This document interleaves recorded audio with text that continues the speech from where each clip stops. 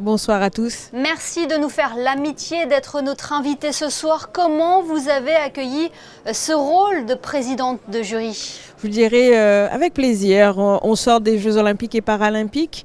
J'ai connu le Sportel 2 autres fois et c'est vrai que c'est un vrai plaisir de se dire que sous le Sportel géré QV 2024, allait encore reparler, gérer des belles images de Paris 2024. Donc voilà, c'est un plaisir et une responsabilité aussi quand même, je ne cache rien. Vous aviez déjà occupé ce rôle par le passé ? Oui, pas pour le Sportel, mais bien sûr, oui, tout à fait. Donc du coup, il y avait déjà cette première découverte et c'est vrai que connaissant aussi la puissance du Sportel, les documentaires attendus, effectivement, c'était aussi une petite excitation de pouvoir découvrir ces documentaires. Et pendant 2 jours, le jury, mes amis jurys ont beaucoup travaillé pour justement que la cérémonie se passe très bien. Et précisons-le, Laura Flessel, c'est un jury d'exception avec de grands noms, notamment du sport français. Du sport français, de la production, de la publicité, du monde de la publicité. Je pense que cette édition, je dirais, Sportel Awards 2024 représente aussi, je dirais, l'inclusion. Donc du coup, on a eu aussi notre championne paralympique, Pauline de Roulette, qui était là aussi. Et vraiment, on était éclectique. Et on s'est rendu compte qu'on a pu visionner, je dirais, pendant 48 heures, je dirais, plus de 23 documentaires différents. Et aussi regarder un petit peu la culture autour de 8 pays. Donc vraiment, c'était excitant, passionnant. Les Sportel Awards récompensent les images sportives de l'année. Même si on a déjà eu un indice dans vos réponses, quelle est l'image sportive que vous garderez en tête de 2024 ?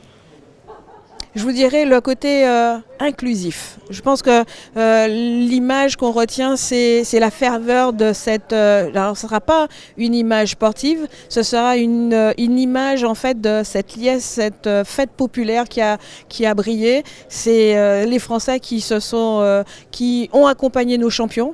Et vraiment cette Marseillaise qui retentissait partout. Je pense que ce ne sera pas une image, ce sera une chanson. L'hymne, notre hymne. Les Jeux Olympiques et Paralympiques auront été un véritable succès. Ça a été bien plus que ce qu'on avait écrit. Et c'est vrai qu'on nous attendait au passage. On a montré qu'on était des jeux plutôt écologiques, des jeux gérés populaires, des jeux avec de l'excellence.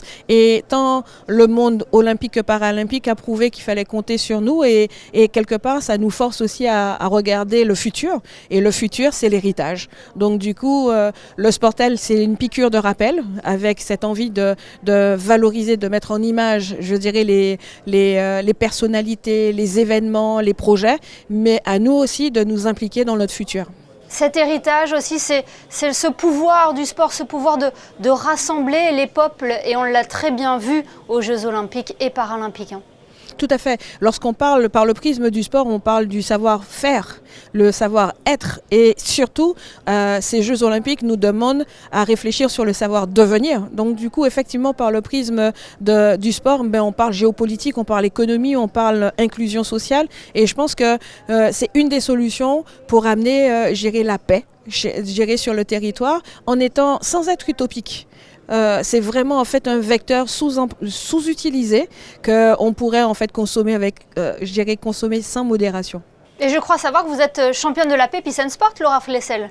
Aussi, une des ambassadrices en fait de Peace and Sport. Donc on est aussi sur le territoire de Peace and Sport, donc du coup on les salue. Eh bien merci beaucoup Laura Flessel d'avoir été notre invitée ce soir sur Monaco Info. C'est un plaisir.